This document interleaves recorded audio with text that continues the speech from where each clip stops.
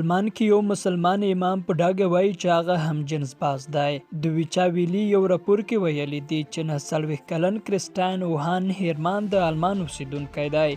چې 2 کاله مخکې اسلام قبول کړی دی. هغه په آلمان کې د همجنس بازانو د یوې ټولنې غړی دی او په ښکاره وایي چې هغه د نړۍ لومړنی مسلمان همجنس باز ملا امام دی. د ویچا ویلا په خپل راپور کې لیکلي نوموړي په دې وروستیو کې د کلمه په نامه یو غیر دولتي سازمان جوړ کړی دی او غواړي د دغه سازمان تر چتر لاندې د هغو مسلمانانو غږ پورته کړل شي چې په یو ډول نه یو ډول د ټولنې له لوري له فشارونو سره مخامخ دي. دغه سازمان چې کریسټین وهان هیرمان بنسټګر دی د همجنس بازانو د مخنث جنس وګړو د حقوقو په برخه کې فعالیت کوي او د غرض دا سازمان په ټولنه کې د ښځو د فعال نقش او حضور پلوي هم دی.